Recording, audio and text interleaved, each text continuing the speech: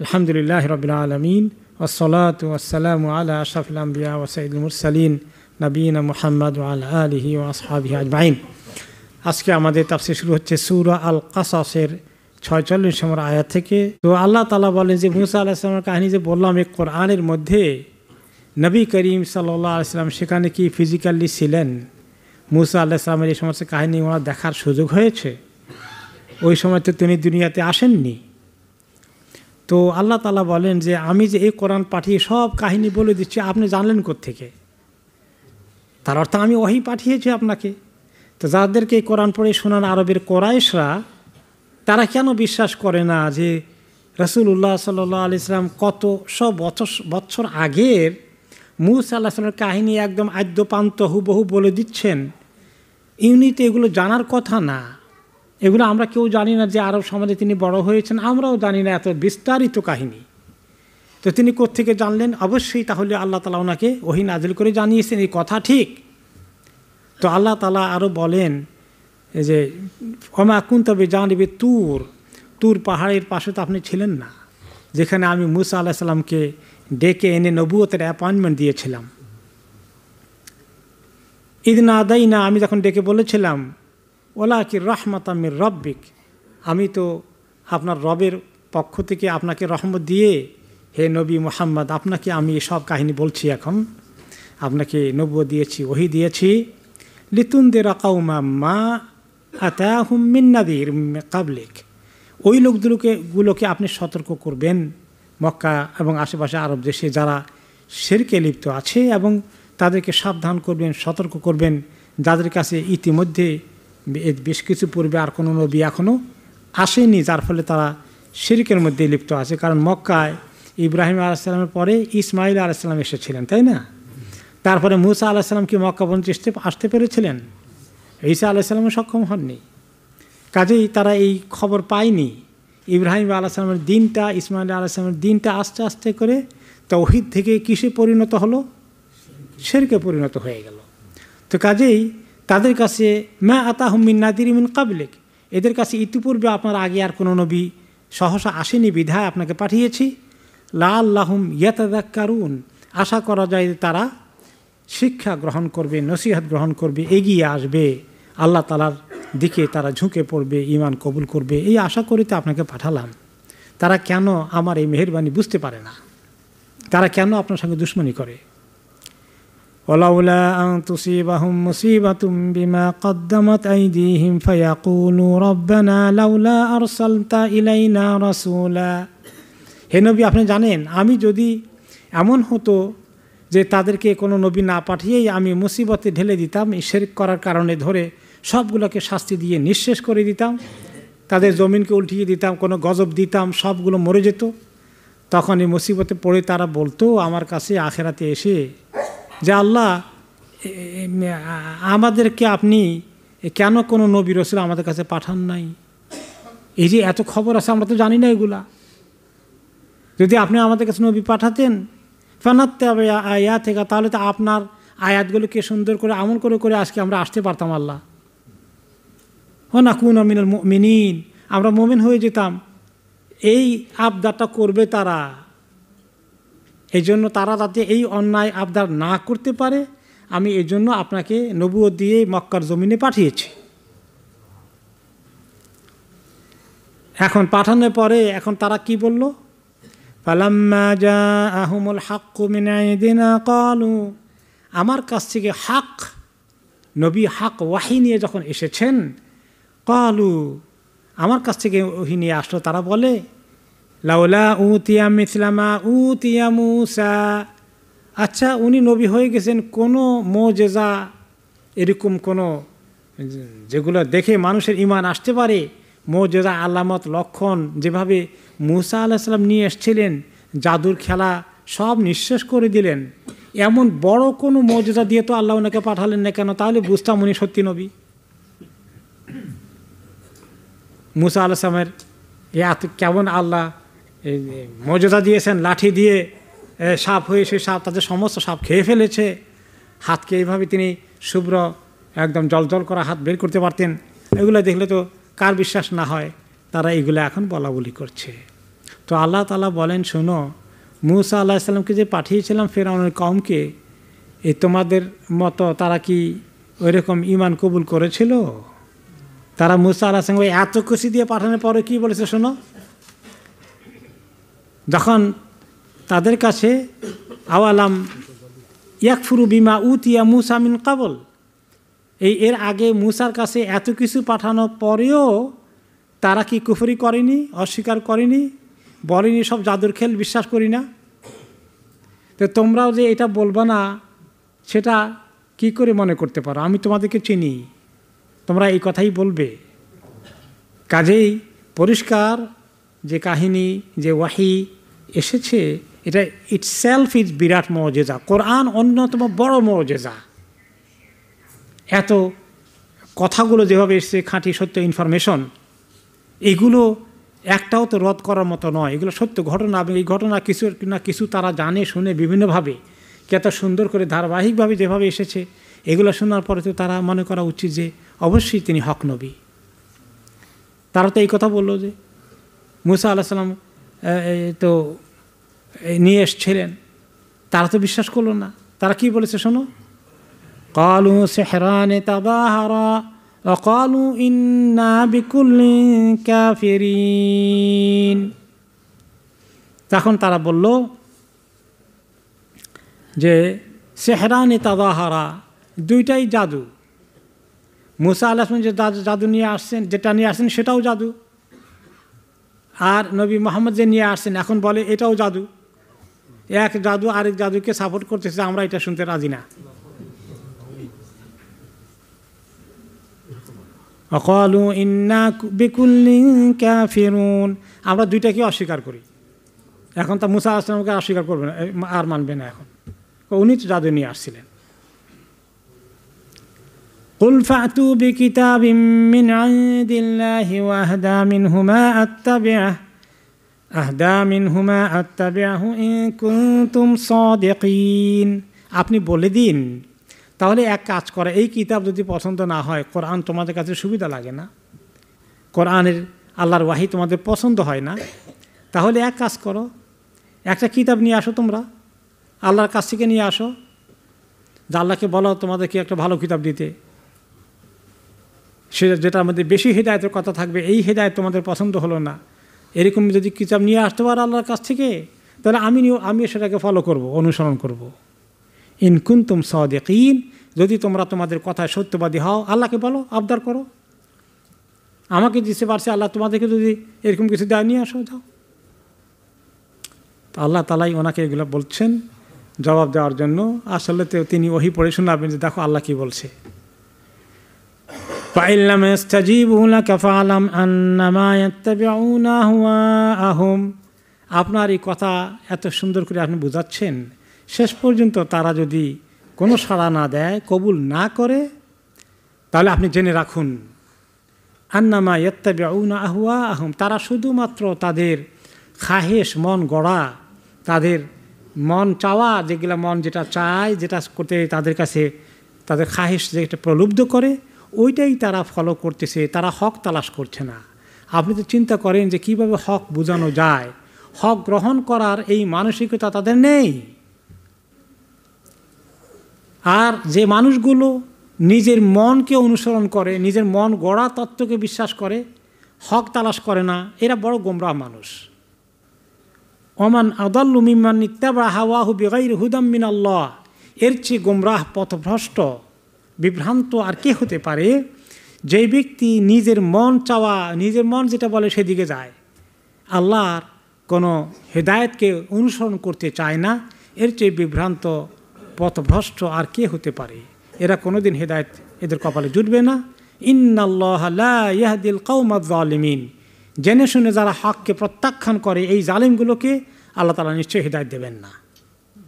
এবং তাদের কপালে হেদায়েত জোটেনি। তাদের মধ্যে যারা বেশি সীমালঙ্ঘন করেছে, এই আবু জাহাল, আবুল হাব, তাদের কপালে হেদায়েত পৌঁছেনি। কিছু পরবর্তী পর্যায়ে মক্কা জীবনে পেয়েছে, তাদের কপাল ভালো, কিন্তু বড় ক্রিমিনালগুলোকে আল্লাহ এর আগে শেষ করে দিয়েছেন। কারণ আল্লাহ তো আয়াতে বলেছেন তারা কখনো হেদায়েত পাবে না। এই জন্য বদরের যুদ্ধে আগে পরে তারা অনেকেই এই বিভ্রান্ত অবস্থা দুনিয়া থেকে চলে গেছে। তো আল্লাহ তাআলা কন্টিনিউ করছেন, ওয়ালাকাদ ওয়াসসালনা লাহুমুল কাওলা লাআল্লাহুম ইয়াতাযাক্কারুন। এই যে যুগে যুগে আমি নবী আম্বিয়া কেরাম পাঠিয়ে ওহী দিয়েছি, সেভাবে হে নবী আমি কোরাইশদের জন্য কোরআন দিয়েছি। এই কোরআনের মধ্যে কি আছে, একটার পর একটা ওহী নাজিল হয়ে যায়, কত বিষয় আমি তাদেরকে এখানে আলোচনা করে শুনিয়েছি। এখানে কি কি আছে কোরআনের মধ্যে? আল্লাহ তাআলা এখানে ওয়াদান ওয়া ওয়াইদান, জান্নাতের সুসংবাদ দিয়েছেন, জাহান্নাম থেকে সাবধান করেছেন। কাসাসান ইবারান, অনেক কিসসা কাহিনী, এগুলো আল্লাহ তাআলা বলেছেন। ইতিহাসগুলো বিভিন্ন আম্বিয়া কেরামের, আদম আলাইহিস সালাম থেকে শুরু করে নবী করিম সাল্লাল্লাহু আলাইহি ওয়াসাল্লামের পূর্বে ঈসা আলাইহিস সালাম পর্যন্ত কত নবীর কাহিনী বিস্তারিত বলেছেন। ও নাসাহি ওয়া মাওয়াইদ, অনেক নসিহত করেছেন। বারবারে আল্লাহ তাআলা বলেছেন, হে মানুষ, কুলু লা ইলাহা ইল্লাল্লাহ তুফলিহুন, তোমরা আল্লাহর পরে বিশ্বাস করো, তোমরা কামিয়াব হবে। এইভাবে অনেক কথাবার্তা বলেছেন। আর কোরআনের মধ্যে একটা পরে একটা এই যে আসছে বিভিন্ন খবরগুলো ধারাবাহিকভাবে আল্লাহ তাআলা নাজিল করছেন 23 বৎসর নিয়ে তাদেরকে বোঝানোর জন্য। একসঙ্গে পুরোটা নাজিল করেন নাই, যে বুঝতে এত বড় কিতাব নিয়ে আগা থেকে গোড়া পর্যন্ত পুরো বোঝা আবিষ্কার করতে তাদের অনেক কঠিন হয়ে যাবে। আল্লাহ তাআলা একটু একটু করে নাজিল করে 23 বৎসর তাদের সামনে নাজিল হতে থাকলো। আর তারা দেখে যে তিনি যদি রচনা করেন 23 বছরের দরকার কি, তিনি 2-4 বছরের ভিতরে লেখে শেষ করে দিতে পারেন।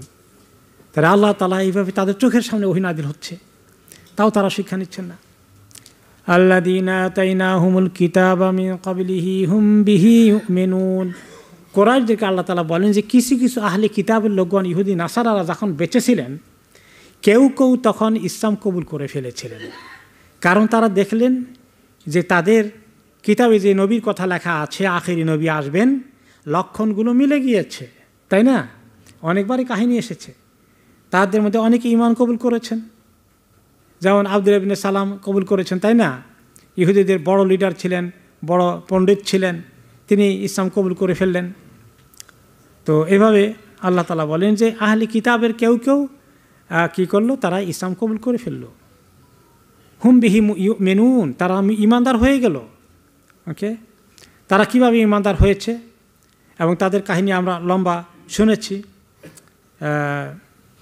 তার মধ্যে কেউ কেউ আছে যে 1 নম্বরে সালমান আল ফারিসি, তিনি সেই সুদূর ইরান থেকে সিরিয়া হয়ে মক্কা হয়ে মদিনায় পৌঁছে গেছেন এই ইসলামকে আবিষ্কারের জন্য। তিনি কোন ধর্মে দীক্ষিত হয়েছিলেন? খ্রিস্ট ধর্মে। খ্রিস্ট ধর্মে তিনি ইরান থেকে আপনার ইরাক হয়ে সিরিয়ায় এসেছেন এবং সেখানে এসে তিনি খ্রিস্টান পণ্ডিতদের, তারা তখনও কিছু হকপন্থী ছিল, তাদের কাছে দিন শিখে তিনি বড় পণ্ডিত হয়ে গেছেন এবং তিনি জানতে পেরেছেন ওনার যারা ওস্তাদ ছিল হকপন্থী খ্রিস্টানগণ বলেছিল যে সময় হয়ে গেছে আখিরি নবী আসার। কোথায় আসবে? আরব দেশে, যেখানে খেজুর গাছ বেশি।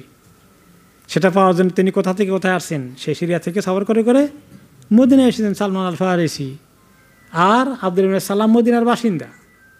এরকম বেশ কিছু লোকজন যারা আহলি কিতাবের অনুসারী, তারা ঠিকই চিনতে পেরেছে। তো সেই কথা আল্লাহ তাআলা এই আয়াতে বলছেন, আল্লাযীনা আতাইনাহুমুল কিতাবা মিন ক্বাবলি, এই কিতাবের আগে এর পূর্বে 2টা কিতাব যাদেরকে দিয়েছিলাম ইহুদি নাসারাদের অনেকেই পণ্ডিতরা, হুম বিহি ইউমিনুন, তারা এটা প্রমাণ পেয়ে তারা ঈমান কবুল করে ফেলেছে। কুরাইশরা, তোমরা তাদের এই ঈমান কবুল করা থেকে শিক্ষা নিতে পারো না?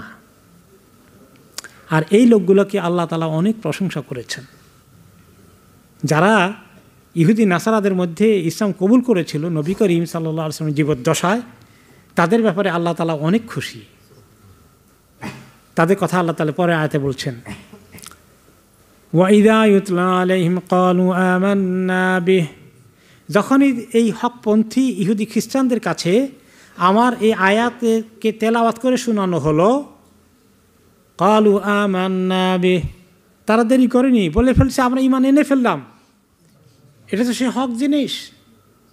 ইন্নাহুল হাক্কু মির রাব্বিনা, আমাদের রবের কাছ থেকে হক কথা নাজিল হয়েছে, সব সুবহানাল্লাহ, সব মিলে যাচ্ছে তাওরাত ইনজিলের সাথে। ইন্না কুন্না মিন ক্বাবলিহি মুসলিমিন, আমরা তো এর আগেই মুসলিম ছিলাম। ওটা কেমন কথা? তারা তো এর আগে ইহুদি ছিল, খ্রিস্টান ছিল, মুসলিম ছিল কেমনে? কি বুঝলেন? যারা ইহুদি নাসারা তারাও মুসলিম, তাদের এই মুসলিম নামকরণ কে করেছেন? ইব্রাহিম আলাইহিস সালাম, হুয়া সাম্মাকুমুল মুসলিমিন। ইহুদি নাসারারা নিজেদের নাম পরে পাল্টিয়েছে। ইব্রাহিম আলাইহিস সালাম নিজেকে, তার উম্মতকে কি বলেছেন? মুসলিম। মুসলিম অর্থ কি? যে আল্লাহর কথা মেনে নেয়, যে আল্লাহর হুকুম মানে, গ্রহণ করে। ইব্রাহিম আলাইহিস সালাম তো সেই কাজই করেছেন।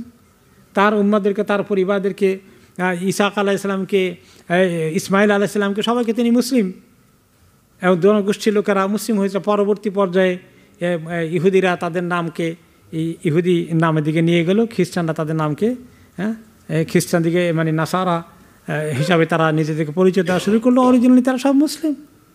তো এখন ওই তাদের পণ্ডিতরা যারা হক চিনে ফেলেছেন, তারা বললেন, ইন্না কুন্না মিন কাবলিহি মুসলিমিন, আমরা তো আগে থেকে মুসলিম আছি, শুধু এই নবীর উপরে ঈমান অ্যাড করলাম, আমরা কখনো শিরক করিনি এবং আমরা নবীর ব্যাপারে উল্টাপাল্টা কোনো কথা বলিনি। অল্প কিছু সংখ্যক তখনও ইহুদি নাসারাদের মধ্যে হকপন্থী ছিলেন। ওয়ারাকা ইবনে নাওফল তার আগে, মনে আছে না? তিনি হকপন্থী ছিলেন। তিনি অবশ্য নবী করিম সাল্লাল্লাহু আলাইহি ওয়াসাল্লামের দাওয়াত দেওয়ার সময় পর্যন্ত আর হায়াত পান নাই। ওহী নাজিল হয়েছে এটা খবর পেয়ে তিনি মন্তব্য করেছিলেন, তার কিছুদিনের মধ্যেই তিনি ইন্তিকাল করে ফেলেছিলেন। এই লোকগুলোকে আল্লাহ তাআলা তাদের কথা এখানে উল্লেখ করলেন যে প্রমাণ দেওয়ার জন্য, দেখো ইহুদি নাসারারা তোমাদের মধ্যে যারা হক চিনেছে তারা ইসলাম কবুল করে ফেলেছে, তোমরা বাকিরা কেন দেরি করো? আর মক্কার কাফিরগণ, তোমরা কেন দেরি করো? উলাইকা ইউতাউনা আজরাহুম মাররাতাইনি বিমা সাবারু ওয়া ইয়াদরাউনা বিল হাসানাতিস সাইয়্যাতা ওয়া মিম্মা রাযাকনাহুম ইউনফিকুন। এবার আল্লাহ তাআলা ওই আহলে কিতাবদের হকপন্থী আলেম ওলামা যে কজন ছিলেন তাদেরকে আল্লাহ তাআলা আরও প্রশংসা করছেন। তারা যে একটু দ্বিধাদ্বন্দ্ব করেনি, ইতস্তত করেনি, এই নবীর মুখ থেকে তেলাওয়াতের কথা শুনেই ঈমান এনে ফেললেন। উলাইকা ইউতাউনা আজরাহুম মাররাতাইনি বিমা সাবারু, এই লোকগুলোকে আহলে কিতাবের যারা ঈমান এনেছিল এদেরকে আল্লাহ তাআলা ডবল ডবল পুরস্কার দিবেন। কেন? তারা আগের নবীর প্রতি ঈমান এনেছে, তারপরে নবীর প্রতিও ঈমান এনেছে। এটাকে আল্লাহ তাআলা খুবই অ্যাপ্রিসিয়েট করেছেন। এইভাবে একটা হাদিসে রাসূলুল্লাহ সাল্লাল্লাহু আলাইহি ওয়াসাল্লাম বলেন, সালাসাতুন ইউতাউনা আজরাহুম মাররাতাইন, তিন ধরনের লোককে আল্লাহ তাআলা দ্বিগুণ পুরস্কার দিবেন, ডবল ডবল পুরস্কার দিবেন। তারা কারা? তার মধ্যে হচ্ছে মামলুকুন আদ্দা হাক্কাল্লাহি হাক্কা সাইয়্যিদিহি, এমন কৃতদাস যে ব্যক্তি, যে সময় পৃথিবীতে কৃতদাসদের দাসত্ব ছিল, যে তারা ডবল কাজ করে, কারণ তার মনিবের অনেক কাজ করে, এরপরেও আল্লাহ তাআলা ইবাদত করতে তারা কুণ্ঠাবোধ করে না। তাহলে তারা আল্লাহর হুকুম মানে আর তার মনিবের হুকুম মেনে সারাদিন কাজ করতে হয়। সিনসিয়ারলি যারা কাজ করে এদেরকে আল্লাহ তাআলা দ্বিগুণ পুরস্কার দিবেন। কারণ দুই মনিবকে মানতে হয়। বড় মনিব তো আল্লাহ তাআলা, তার হুকুম মানতে হয়, আর পৃথিবীর ছোটো মনিব যারা তাদের আছে এদের কথাও মানতে হয়। বেচারাদের ডবল কাজ করতে হয় অনেক সময়। তারপরে 2 নম্বর হচ্ছে রাজুলুন কানাত লাহু আমাতুন ফাগাযাহা ফাআহসানা গাদাআহা, যে কোনো ব্যক্তির কৃতদাস জমানা যখন ছিল, তার ঘরে কৃতদাসী ছিল, সে কৃতদাসীটাকে সে যদি আর্লি এজ পায়, বাল্য বয়স বা জোয়ান বয়স পায়, তাহলে সে তাকে কি করে? ভালো করে খাবার দাবার দেয়, কষ্ট করায় না, এবং তাকে দিন শিখায়, এলেম শিখায়, এবং তাকে মুক্ত করে দেয়, স্বাধীন করে দেয়, দিয়ে আবার তাকে নিকাহ করে স্ত্রীর মর্যাদা দান করে। এই ব্যক্তিকে আল্লাহ তাআলা ডবল ডবল নেকি দিবেন, দ্বিগুণ নেকি দিবেন, তার নিজের আমল। আর এই যে কৃতদাসীটাকে সে দিন শিখালো, তাকে ভালো করে সম্মান ইজ্জত দিয়ে মুক্ত করে দিয়ে তাকে নিকাহ করলো, এই জন্য আল্লাহ তাআলা তাকে দ্বিগুণ পুরস্কার দান করবেন। এখন তার দাসত্ব প্রথা নেই, সেটা এখন অ্যাপ্লিকেবল নয়। 3 নম্বর হচ্ছে কারা? রাজুলুন মিন আহলিল কিতাব আমানা বিনাবিহি সুম্মা আমানা বি, আহলে কিতাবের অনুসারী কোনো নবী, কোনো উম্মত তার নবীর প্রতি ঈমান এনেছিল, পরে আমার খবর পাওয়ার পরে আমার উপরে ঈমান আনলো। 2 নবীর অনুসারী হওয়ার কারণে আল্লাহ তাআলা তাকে দ্বিগুণ সওয়াব দান করবেন।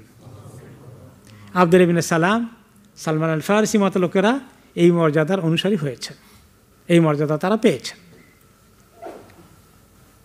এই একটা পুরস্কার। যে উলাইকা ইউতাউনা আজরাহুম মাররাতাইনি বিমা সাবারু, আল্লাহ তাআলা তাদের পুরস্কার দান করবেন দ্বিগুণ, এই যে তারা সবর করে ওই নবীর পথে সময়ও তারা দিনে ঠিকই থেকেছে। কারণ ওই নবীর পথে চলা সহজ ছিল না। ইহুদি নাসারাদের অধিকাংশই কোন দিকে গিয়েছিল? নবীর উল্টা পথে চলেছে, তাই না? গোমরার দিকে চলে গেছে। এখন যেভাবে খ্রিস্টানরা মনে করে তারা ঈসা আলাইহিস সালামের অনুসারী, আসলে কি তারা ঈসা আলাইহিস সালামের অনুসারী? কোথা চলে গেছে? তো ওইখানে যারা টিকে ছিল সহিহ দ্বীনের উপরে সবর করে, আবার এই নবীর দিন কবুল করতেও সবর করা লাগছে, কারণ তাদের কমিউনিটি তাদেরকে বর্জন করেছে। তুমি তো খারিজি হয়ে গেছ, আমাদের দিন ছেড়ে দিয়েছ। এখানে তারা ফেস করেছে তাদের কমিউনিটির বয়কট করাকে এবং তাদের নিন্দা এবং তাদের সামাজিক বিভিন্নভাবে হেনস্থা হওয়া, এসব কিছুকে তারা যখন বরণ করেছে, এই কারণে আল্লাহ তাআলা তাদের মর্যাদা দেবেন। আর ওয়ায়াদরাউনা বিল হাসানাতিস সাইয়্যিআহ, আর তাদের ভালো কাজ হচ্ছে কি, তাদেরকে কেউ খারাপ ব্যবহার করলে তার মোকাবেলা তারা ভালো ব্যবহার করে। ওয়ামিম্মা রাযাকনাহুম ইনফিকুন, আর যখন আমি তাদেরকে যা রিজিক দান করেছি সেখান থেকে বেশি করে দান খয়রাত করে। এই গুণগুলো তাদের মধ্যে আছে, এই জন্য আল্লাহ তাআলা তাদেরকে অনেক বেশি পুরস্কার দিবেন, দ্বিগুণ পুরস্কার দিবেন। এখানে একটা সুন্দর কথা আছে, ওয়ায়াদরাউনা বিল হাসানাতিস সাইয়্যিআহ, কেউ খারাপ ব্যবহার করলে সেটা তার মোকাবেলা তারা ভালো ব্যবহার করে, তাই না? এখন এই জিনিসটা আমরা পারি কি না? আমাদের সঙ্গে ভালো ব্যবহার করলে আমাদের ভালো ব্যবহার করতে মনে চায়, কিন্তু আমাদের সঙ্গে যদি কেউ খারাপ ব্যবহার করে কি করতে মনে চায়? আমি কম নাকি, তোমার দেখাই ছাড়বো আমি, হ্যাঁ তুমি যদি আমি তার থেকে ডবল এগোতে পারি। তো এইখানে তাদের সঙ্গে দুর্ব্যবহার করতো, হয়তো তাদেরকে কষ্ট দিয়েছে। তারা যেই ঈমান কবুল করেছে, কই তোমরা এতদিন আমাদের নেতা ছিলা, আমাদের পণ্ডিত ছিলা, আমাদের এত সম্মান করেছি, আজকে তোমরা ওদিকে উল্টে গেছো, তাদেরকে তারা অবশ্যই অনেক কষ্ট দিয়েছে। তাহলে যারা নেককার হবে তারা মানুষ থেকে কষ্ট পেলে মানুষকে তারা পাল্টা জবাব দেয় নাকি? না। ইদানিং দেখা যায় মানে আলেম ওলামা নাম করা কিছু লোকজন ইসলামের বয়ান টয়ান করেন অনেকেই, তো কিছু লোকে সমালোচনা করে, কিছু লোকে বিভিন্ন রকমের কটাক্ষ করে, কিছু বলে এই ফালতু কিছু টানে না, মানে এমনভাবে সুবহানাল্লাহ। মাঝে মাঝে লোকেরা আমাকে একটুখানি ক্লিপ দেখেন কি হচ্ছে। তো এত ঝগড়া, সুবহানাল্লাহ, দিনের কাজ করতে এসে এমন ঝগড়া, একজন আরেকজনকে এমনভাবে 14 গোষ্ঠী উদ্ধার করছে, এক্সপোজ করে দিচ্ছে। এইটা কি? কেউ যদি আপনাকে গালিগালাজ করে, নবী করিম সাল্লাল্লাহু আলাইহি ওয়াসাল্লামকে কত গালিগালাজ করেছে না, কত কষ্ট দিয়েছে না, উনি এগুলো এভাবে জবাব দিয়েছেন। তো আমরা কোন দিনের কাজ করি, কোন নবীর অনুসরণ করি আমরা? আল্লাহ তাআলা আমাদেরকে তৌফিক দিতেন, সুবহানাল্লাহ। তো ওই আহলে কিতাবের ওই আলেমদের থেকে আমাদের বর্তমান জামানা আলেমদের অনেক শিক্ষা নেওয়ার বিষয় আছে কি না? আছে। তারা কষ্ট পেয়েছেন, কিন্তু তারা সুন্দর তরিকায় তার জবাব দিয়েছেন। এই তাদের 3টি গুণ: সবর, মন্দ ব্যবহারের তুলনায় মোকাবিলায় ভালো ব্যবহার একতরফা করে গিয়েছেন, আর তারা বেশি করে দান খয়রাত করেছেন। তারপরে আল্লাহ তাআলা আরও বলেন তাদের গুণাবলী সম্পর্কে তাদের প্রশংসা করতে গিয়ে, وَإِذَا سَمِعُوا اللَّغْوَ أَعْرَضُوا عَنْهُ وَقَالُوا لَنَا أَعْمَالُنَا وَلَكُمْ أَعْمَالُكُمْ سَلَامٌ عَلَيْكُمْ لَا نَبْتَغِي الْجَاهِلِينَ। সুবহানাল্লাহ, এত সুন্দর নসিহত আল্লাহ তাআলা করছেন। যখন তারা বাজে কথা শুনে, বাজে মন্তব্য শুনে, অন্যায় কথা শুনে, তাদের ব্যাপারে খুব তীব্র সমালোচনা করতেছে, কেউ বসে মাইক হাতে নিয়ে, এ জাহেল, এটা কিছু জানে না, এ গোমরাহ, এই জাতীয় কথাও বলে। এই সমস্ত বাজে কথা শুনে তারা আরাদু আনহু, এগুলোর থেকে তারা মুখ ফিরিয়ে নেয়, এগুলো নিয়ে তারা দরবার করে না, এগুলো নিয়ে তারা তর্ক করে না, এগুলোর উল্লেখ করার দরকার নাই। আপনি একতরফা পজিটিভ কথা আলোচনা করি, দরকার নাই নেগেটিভটা জবাব দেওয়ার। কেউ যদি আপনাকে গালি দেয়, আপনি জবাব না দিলে গালিটা কি একদম নিশ্চিত হয়ে গেল যে আপনি এতই খারাপ মানুষ, কনফার্ম হয়ে গেল নাকি? মোটেই না। তো এই জবাব দিলে কি আসলে আপনার মান সম্মান বাড়ে না কমে? অনেক ক্ষেত্রে জবাব দিতে গেলে সম্মানটা আরও কমে। লোকেরা বলে, ও আচ্ছা বুঝছি, উনি এরকম বলছিলেন, আপনি তো এরকম বলেছেন, তো আপনারা দুজনেই সমান। আর আপনি যদি ভদ্রতা, ব্যক্তিত্ব বজায় রাখেন, আপনার আমার সবার রোল মডেল কে? রাসূলুল্লাহ সাল্লাল্লাহু আলাইহি সাল্লাম কত কথা বলেছে, ইনি ওগুলো দাঁড়িয়ে দাঁড়িয়ে জবাব দিয়েছেন? কোথায় সময় আছে? দাঈ ইলাল্লাহ, পজিটিভ কাজ করে যাই, আমরা পজিটিভ কাজ করি। ওয়াকালু লানা আমালুনা ওয়া লাকুম আমালুকুম, তারা আরও এটা বলেছেন, শোনো আমাদের আমলগুলো আমাদের জন্য আল্লাহর কাছে থাকবে, আমরা পাবো, এটার বিনিময়ে যেটা পাওয়ার। ওয়া লাকুম আমালুকুম, তোমরা তোমাদের আমলের বিনিময়ে যেটা পাওয়ার আল্লাহর কাছে সেটা পাবে। আল্লাহ তাআলা ফয়সালা করবেন। দুনিয়ার মধ্যে আমরা ঝগড়া করার দরকার নাই, দরকার নাই। কে হকের উপরে আসে আল্লাহ তাআলা সব জাজ করবেন, ঠিক কিনা? লা সালামুন আলাইকুম, সালাম, সালাম মানে কি? সালাম দিয়ে বিদায় হওয়া, সালাম দিয়ে কেটে পড়া। এই অন্য আয়াতে আল্লাহ আর পরিষ্কার করে বলেছেন, ওয়াইদা খাতাবাহুমুল জাহিলুনা ক্বালু সালামা, জাহিল লোকেরা যখন উল্টো পাল্টা বিতর্ক শুরু করে দেয় তাদের সঙ্গে, তারা কি বলে? সালাম আলাইকুম, সালাম দিয়ে কেটে পড়ে যে আমরা ইন্টারেস্টেড না, আপনারা এই যে ঝগড়া করতে চান, আমরা ঝগড়ার মধ্যে নেই। এই সুন্দর, এত সুন্দর গাইডলাইন আল্লাহ তাআলা আমাদেরকে কোরআনে পাকে দিয়েছেন, আমরা কেন সেগুলো গ্রহণ করব না? সালামুন আলাইকুম লা নাবতাগিল জাহিলিন, জাহেলদের সঙ্গে এঙ্গেজ করা আমরা এটা পছন্দ করি না, এটা আমাদের তরিকা না। এক্স্যাক্টলি ওয়াইদা খাতাবাহুমুল জাহিলুনা ক্বালু সালামা, আমরা পাশ কেটে চলে যাব। এখানে দরকারই নাই, বহস করে অনেকে, কি আছে আপনার কাছে, কিতাব কটা আছে নিয়ে আসেন দেখি, বহস করি। একবার তো আমার মনে আছে একজন এত বড় কিতাবের বস্তা নিয়ে আসেন ইসলামের মসজিদে বহস করতে, এত বড় কিতাবের বস্তা, মানে এক বস্তা নিয়ে আসছেন, আরেকজনকে কাঁদা করাই নিয়ে আসছেন। তো বলে কি জন্য আসছে? বলে আপনার সঙ্গে বহস করব। তা আমি বলেছি না, আপনি যদি মনে করেন আপনি হকের উপর আসেন, চালাই যান, কোনো অসুবিধা নেই। আর আমি যেটা আল্লাহ আমাকে বুঝতেছে আমি এটা চালাই যাবো, আল্লাহ বসা, আমাদের ঝগড়ার কোনো দরকার নেই, দুনিয়া পুরোটা মুক্ত আছে, তাওয়াক্কাল আল্লাহ। আমি একটুও বসি নাই ঝগড়া করার জন্যে, বহস তো আমরা করি টরি না। সুবহানাল্লাহ। পাকিস্তান আমলে, ব্রিটিশ আমলে অনেক বহস হয়েছে, মনে আছে? আপনাদের কিছু কাহিনী শুনেছি, মুরব্বীরা অনেক বহস হয়েছে, কেয়াম নিয়ে বেকেয়াম নিয়ে, দাঁড়িয়ে করবে না বসে করবে, কত রকমের এগুলো নিয়ে অনেক বহস হয়েছে। ডিসি, এসপি, পুলিশ নিয়ে যাওয়া লাগছে পরিস্থিতি কন্ট্রোল করার জন্যে। আলহামদুলিল্লাহ এগুলো কিছু কমছে, কিন্তু এখন মিডিয়ার মধ্যে খুব জোরে সোরে চলছে, আল্লাহ মাফ করুন। এরপরে আল্লাহ তাআলা বলেন রাসূলুল্লাহ সাল্লাল্লাহু আলাইহি ওয়াসাল্লামকে সান্ত্বনা দিচ্ছেন। শুধু ওনাকে সান্ত্বনা দেওয়ার উদ্দেশ্য নয়, যারা দায়ী ইলাল্লাহ হিসেবে পরবর্তী পর্যায়ে জমিনের মধ্যে দ্বীনের দায়িত্ব পালন করবে, তাদের জন্য এখানে অনেক শিক্ষা আছে। পরের আয়াতে 56 56 নম্বর আয়াতে আল্লাহ তাআলা বলেন, ইন্নাকা লা তাহদি মান আহবাবত, হে নবী আপনি যাকেই চান হেদায়েত দিতে পারবেন না। ওয়ালাকিন্নাল্লাহা ইয়াহদি মান ইয়াশা ওয়া হুয়া আ'লামু বিল মুহতাদিন, বরঞ্চ আল্লাহ তাআলা যাকে চান তিনি হেদায়েত দেবেন। হেদায়েত কার হাতে?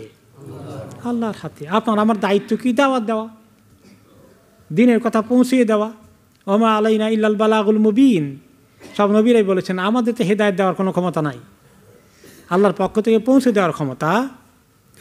তো আপনি চাইলেই কাউকে হেদায়েত দিতে পারবেন না, আল্লাহই হেদায়েত দেবেন যাকে চান।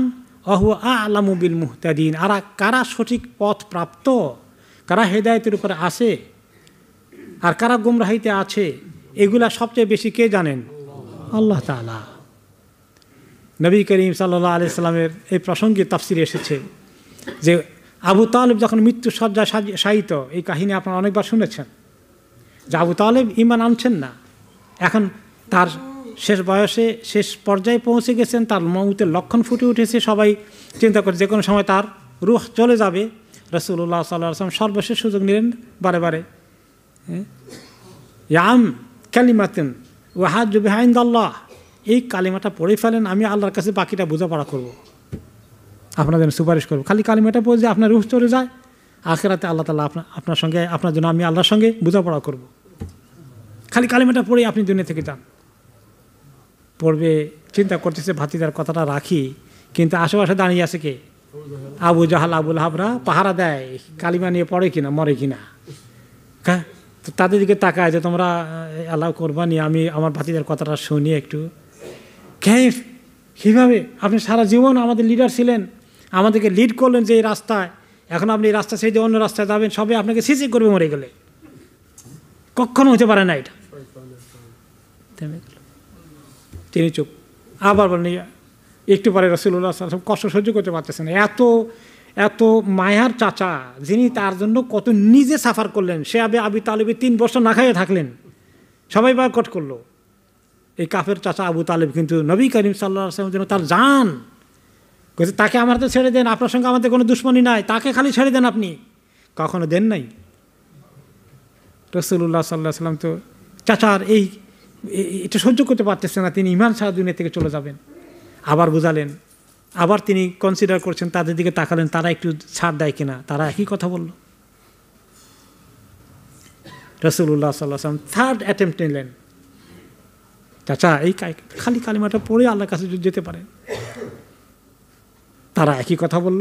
তিনি বললেন, দানিয়া মুহাম্মদ আমুত আলা মিল্লাতে আবি তালেব আব্দুল মুত্তালিব, আমি আব্দুল মুত্তালিবের মিল্লাতের উপরে মরি, থাক তুমি, আর আমাকে চাপ দিও না, নসিব হলো না। আমি আল্লাহর কত শুকর আদায় করা দরকার। সুবহানাল্লাহ। আবু তালেবের মতে এত একজন ভালো মানুষ, নবী করিম সাল্লাল্লাহু আলাইহি ওয়াসাল্লামের জন্য এত ত্যাগ কোরবানি করলো, কিন্তু তার কপালে এই কালিমাটা থাকলো না, দিন থাকলো না। আল্লাহ তাআলা আপনাকে আমাকে কিভাবে দিলেন। সুবহানাল্লাহ। সারা জীবন যতদিন হায়াত আছে, যে আল্লাহ আমাকে মুসলিম বানিয়েছেন, মুসলিম পরিবারে জন্ম দিয়েছেন, এই কথাটা বারে বারে মনে করি আল্লাহর কাছে সেজদায় মাথা নত করা দরকার আমাদের। কিভাবে মানুষ এত বড় নিয়ামত মিস করে কত বড় ক্ষতিগ্রস্ত হয়ে গেল। আজকে যদি এক লোকে 1 লক্ষ পাউন্ড মিস করে, 1 মিলিয়ন পাউন্ড মিস করে, তার কি কষ্ট হবে, তাই না? আরে আমাদের যে 50 পারের নোট একটা হারাই গেলে তো এত কষ্ট লাগে, কি বলেন? এই কথা হারিয়ে গেলো, এটা পাইলাম না, পড়ে গেছে কোন জায়গায়। মিলিয়ন বিলিয়ন যদি কারো চলে যায় কত কষ্ট লাগবে। ওই কষ্টের তুলনায় ওই হারা আর দিন হারা, কালিমা হারা, তাওহীদ হারা হয়ে যাওয়া কি সহজ কথা? এটাই হলো আসল সর্বহারা, এটাই সর্বহারা। আল্লাহ তাআলার শুকর আদায় করি। আলহামদুলিল্লাহ, আলহামদুলিল্লাহিল্লাযী হাদানা লিহাযা ওয়া মা কুন্না লিনাহতাদিয়া লাউলা আন হাদানাল্লাহ।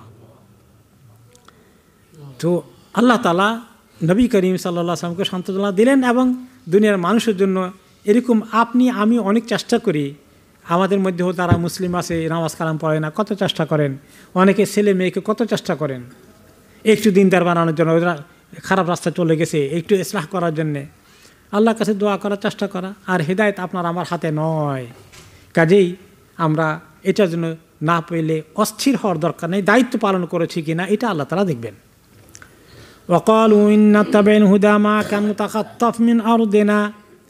এখন মক্কার লোকেরা বলে, কিছু কিছু তাদের মধ্যে চিন্তা করে দেখলো, আসলে মুহাম্মদ যা বলেন সাল্লাল্লাহু আলাইহি সাল্লাম, এটা তো মনে হয় ঠিকই, এত মাবুদ থাকার পরেও তো মাঝে মধ্যে মুসিবতে পড়ি, তাহলে মাবুদ এতগুলো করে কি? হ্যাঁ, তো মাঝে মধ্যে দুর্ভিক্ষ দেখা দেয়, রিজিক দেওয়ার মাবুদই ঠিক করে রাখছে, তো সেই থাকলে দুর্ভিক্ষ হয় কেন? তো তারা তো ইবাদত করলাম। তো তারা কিছু কিছু বুঝে, এখন বুঝে শুনে তাদের মধ্যে কিছু কিছু এখন ওনাকে বলে, শুনো মুহাম্মদ, তুমি ঠিকই বলছ, তোমার কথা আসলেই ঠিক, এত মাবুদের তুলনায় আসল তো একজনই। তবে একটা কথা, সমস্যা আছে। সমস্যা কি? ওয়াকালু ইন্না তাবিল হুদা মা কানু তাখাত্তাফ মিন আরদিনা। আমরা আরবের লোকেরা, এই কুরাইশ বংশে যে কয়জন আছি, আমরা যদি তোমার দিন ধরি, তোমার কথা অনুসরণ করি, আশেপাশে সব তো মুশরিক, এতগুলো মূর্তির পূজা করে, তারা সব একজোট হয়ে যদি আমাদের দিনকে দুশ্মনী করে, বয়কট করে, আমাদের সঙ্গে লড়াই করতে আসে, নুতা খাতনাফ মিন আরদিনা, তাছাড়া আমরা এই জমিন থেকে সিরিয়ায় ব্যবসা করতে যাই, ইয়ামানে ব্যবসা করতে যাই, টাকা পয়সা নিয়ে আমাদেরকে তো হাইজ্যাক করে নিয়ে যাবে, আমাদের নিরাপত্তা থাকবে না। সারা দুনিয়ার তাদের দৃষ্টিতে আশেপাশের শক্তিগুলো শিরক এবং কুফরির মধ্যে আছে। এত বড় শিরক এবং কুফরির শক্তির মোকাবেলা আমরা টিকতে পারবো না, কাজে তাদের সঙ্গে সংঘর্ষে এড়িয়ে আমরা ওই শিরকের মধ্যে থাকি আমাদের নিরাপত্তার জন্যে। হক বুঝার পরে দুনিয়ার সুবিধার জন্য হককে আর গ্রহণ করতে পারল না। তাহলে কিছু কিছু লোক মক্কার কাফের ছিল যারা বুঝতে পারতো এই কথাটা হক, কিন্তু যেহেতু এটা সমাজ গ্রহণ করে না, আরব সমাজ এটাকে মেনে নেবে না, আমরা এক ঘরে হয়ে যাব। এখন এরকম কিছু কিছু আছে, হক এবং বাতিল এই দুটোর মধ্যে যখন কাশমকাশ হয়, কেউ কেউ হকের দিকে আসে না, হকের দিকে আসলে বড় বিপদ, সব আমাদের বিরুদ্ধে চলে যাবে, সাহস নাই, এই দুর্বল মনা হক চিনেও হকের দিকে এগিয়ে আসতে পারে না। নুতা খাতাব মেয়েরাও দে না। তো আল্লাহ তাআলা বলেন, হে কোরাইশগণ, তোমরা এই যুক্তি দিলা তোমাদের নিরাপত্তার দরকার, তোমাদেরকে আমি কোন একটা ঘর দিয়েছি জানো না? আওয়ালাম নুমাক্কিন লাহুম হারামান আমিনা, আমি তোমাদেরকে একটা বড় নিরাপত্তার ঘর দেইনি যে এই ঘরে ওমান দাখালাহু কানা আমিনা, এই ঘরে যেই প্রবেশ করবে সে নিরাপদ। এই আর জাহিলি সমাজেও অন্যান্য কবিলা যেই আসুক, এই ঘরে এই রক্তাক্ত পরিস্থিতি সৃষ্টি করা, যুদ্ধ করা, এই ঘরের বাসিন্দাদেরকে হামলা করা, এটা তো তখনকার জমানার লোকেরাও করতে না। ইব্রাহিম আলাইহিস সালাম এই দোয়া করে গেছেন এবং আল্লাহ তাআলা সে ঘরে এই নিরাপত্তা দান করেছেন যে আমি তাদেরকে এত নিরাপদ হারাম দান করলাম যেখানে তারা বসবাস করছে, বালাদুল হারাম বালাদুল আমিন, এই শহরে তারা আছে, তারা এই এনজয় করছে আমার এই নিরাপত্তা, সিকিউরিটি। ইউজবা ইলাইহি সামারাতু মিন কুল্লি শাই, আর তাদের কাছে নিয়ে আসা হয় ফল ফলাদি ফসলাদি, রিজেকের সব খবর সারা দুনিয়া থেকে তাদের এখানে পৌঁছে যাচ্ছে। রিজকাম মিন লাদুন্না, আমার পক্ষ থেকে রিজেক সেখানে সাপ্লাই হচ্ছে। মক্কায় কি কৃষিকাজ হওয়ার মতো জমিন আছে? না। মক্কার ওই ইব্রাহিম আলাইহিস সালামের জামানাত থেকে এই রিজিক সাপ্লাই হওয়ার ব্যবস্থা হয়ে গেছে। ওখানে উৎপাদন হয় না, প্রোডাকশন নাই, বাইরে থেকে আসার ব্যবস্থা আল্লাহ তাআলা মানুষের বিজনেসের মানুষের মাথায় ঢুকিয়ে দিয়েছে। ওই সিলসিলা জারি হয়েছে। ইসমাইল আলাইহিস সালাম, হাজার আলাইহিস সালামকে আল্লাহ নবী সেখানে রেখে গেলেন এবং তাদের জন্য দোয়া করলেন। তিনি যখন রেখে চলে যাচ্ছেন, তখন মা হাজার কি বলেছিলেন, আপনি কি আমাদের প্রতি অসন্তুষ্ট, শাস্তি দেওয়ার জন্য নির্বাসন দিচ্ছেন, নাকি আল্লাহ তাআলার কোনো ইশারা আছে তার ইঙ্গিত রেখে যাচ্ছেন? তিনি উপরের দিকে দেখালেন যে আল্লাহর ইঙ্গিত, কথা বলতে পারছেন না, ভাষা আসে না মুখে, কষ্টে। প্রিয় ছেলে ইসমাইলকে কত 80 বছর বয়সে পেয়েছেন, আর তার মাকে সেই অসহায় বাচ্চাদের এখানে রেখে যাচ্ছেন। এই কথা বলে চলে গেলেন। তারপর আরেকটু অতিক্রম করে আল্লাহর কাছে দোয়ায় বুক ফেটে দোয়া করলেন। কি দোয়া করেছিলেন? সূরা ইব্রাহিমের 37 নম্বর আয়াতে সে দোয়া এসেছে, রব্বানা ইন্নী আসকানতু মিন যুররিয়াতি বিওয়াদিন গায়রি যী যারা, হে আল্লাহ, আপনার হুকুম অনুযায়ী আমি আমার এই সন্ততি, আমার পরিবারকে রেখে গেলাম এমন একটি প্রান্তরে, গায়রি যী যারা, যেখানে কোনো ফসলাদি কিচ্ছু হয় না, কোনো ফসল হয় না যে জমিনে, এই চাটান ভূমিতে রেখে গেলাম।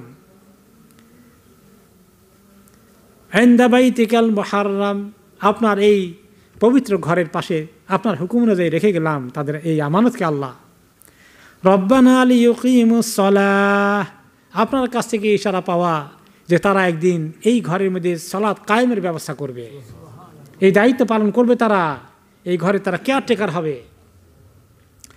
ফাজআল আফইদাতাম মিনান নাসি তাহওয়ি ইলাইহিম, অসহায় এই দুটো বনি আদম এখানে রেখে গেলাম আল্লাহ, মানুষ আশেপাশে কেউ নেই, কাজে আল্লাহ আপনি তাদের মানুষের মনের ভিতরে এদের প্রতি মায়া ঢুকিয়ে দেন, তারা যেন চলে আসে এদের রক্ষণাবেক্ষণের জন্য, এখানে এসে বসত বাড়ি করে ফেলে, একটা মানব সভ্যতার একটা নগর গড়ে উঠে যেন আল্লাহ তাআলা এই দোয়া করলেন।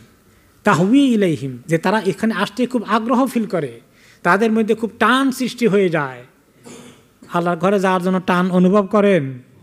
সুবহানাল্লাহ, 10 বার গেলেও তো মনে চায়, আবার যেতে মনে চায়। তাহওয়ি ইলাইহিম, অন্তর টানে সেদিকে, এক প্রচণ্ড আকর্ষণ তৈরি হয়ে আছে। ওয়ারযুকহুম মিনাস সামারাতি লাআল্লাহুম ইয়াশকুরুন, আর তাদেরকে বিভিন্ন ফল ফলাদি, বিভিন্ন রকমের ফসলাদি, খাবার দাবারের সাপ্লাই আপনি সিকিউর করে দেন আল্লাহ। কাজেই মক্কা শহরে গেলে কোনো ফল ফলাদির কোনো অভাব হয় না, সারা দুনিয়ার সমস্ত খাবার খুঁজতে গেলে সেখানে পাওয়া যাবে। যে আল্লাহ তাআলা এই কথা তাদেরকে খোঁটা দিলেন, মনে করিয়ে দিলেন যে আমি কি তাদেরকে এমন নিরাপত্তা শহর দেইনি? আর ইউজবা ইলাইহি সামারাতু কুল্লি শাই, সমস্ত ভালো ভালো খাবারের ফল ফলাদি, ফসলাদি সব কিছু সেখানে চলে আসে। রিজকাম মিন লাদুন্না, আমার পক্ষ থেকে রিজিক সাপ্লাই হচ্ছে তাদের কাছে। ওয়ালাকিন্না আকসারাহুম লা ইয়ালামুন, তাদের অধিকাংশই তা জানে না, জানতে চায় না, স্বীকার করে না, করতে চায় না। তো এই আল্লাহ তাআলা বলে দিলেন, তারা বলল যে এই জমিনে আমরা এখন যেখানে আসি আমরা মাইনরিটি, সব আরবরা শিরকের মধ্যে আছে, আমরা ঈমান কবুল করলে আমাদের নিরাপত্তা থাকবে না। আর তোমাদের এই নিরাপত্তার ব্যবস্থা আমি কেমনে করেছি? দুটো মানুষ ছিল নিরাপত্তা ছাড়া এই জমিনে চলে এসেছিল, তাদেরকে নিরাপত্তা দিলাম, তাদের উসিলায় তোমরা এই আল্লাহর ঘর পেলে, জমজমের পানি পেলে, তাই না? এত কিছু পেলে আর বলো যে আমরা মাইনরিটি, মেজরিটি ওদিকে চলে গেছে, আমাদের সুবিধা হবে না, কাজেই এতবার রিস্কি দিনের দিকে যাওয়া ঠিক না। দিনটা রিস্কি হয়ে যায় মাঝে মধ্যে। মাঝে মধ্যে মনে করে যে আমাদের যারা দুর্বল মনা আছি আমরা, তারা মনে করে যে বেশি দিনদার হয়ে গেলে অমুসলিমরা আমাদেরকে মনে করবে আমরা খুব এক্সট্রিম হয়ে গেছি, ফান্ডামেন্টালিস্ট মনে করবে, এক্সট্রিমিস্ট মনে করবে, একটু আমরা কম্প্রোমাইজ করে ফেলি। কিভাবে গ্রহণযোগ্য হওয়া যায়, কিছু কাটছাট করি, কিছু কম্প্রোমাইজ করি, এরকম চিন্তা মুসলমানদের মধ্যে চলে আসে, ঠিক নয়। আল্লাহ তাআলা আমাদেরকে এত বড় নেয়ামত দিয়েছেন, আমাদের কনফিডেন্স থাকা দরকার, আমাদের কনফিডেন্ট হওয়া দরকার। আমি কেন আমার মনটা ছোটো হয়ে যায় যে আমাকে কি মনে করবে, আমাদেরকে কি মনে করবে, আমরা ইসলাম, এখানে সবাই তো মেজরিটিটা মুসলিম না, এরকম চিন্তা ভাবনাটা দুর্বলতা। আল্লাহ তাআলা আমাদেরকে সবচেয়ে বড় নেয়ামত দিয়েছেন, কাজে আমরা সবচেয়ে বেশি কনফিডেন্ট থাকা দরকার আল্লাহর উপরে। আর তারা সবাই হতভাগা, অসহায়, আমরা অনেক খুশকিসমত লোকজন। আমাদের টাকা পয়সা কম থাকতে পারে, কিন্তু আমরা আল্লাহর সবচেয়ে মায়ার বান্দা, আল্লাহর মহব্বতের বান্দা, সবচেয়ে বড় নিয়ামত আমরা পেয়েছি। এই আত্মতৃপ্তি যদি মুমিনের না থাকে, সেই তার ভিতরে নেফাকে ঢুকে যাবে, মুনাফিকে ঢুকে যাবে। যে ব্যক্তির এই কনফিডেন্স হয় না, এই শুকরিয়া আসে না, আল্লাহর প্রতি কৃতজ্ঞতা আসে না যে আমি আল্লাহর সবচেয়ে বড় দৌলত আমার সাথে এসেছে, দিন, ঈমান। আর এই ফিলিং যারা আছে সে সত্যিকার মোমেন, জিন্দা দিল, জিন্দা মোমেন।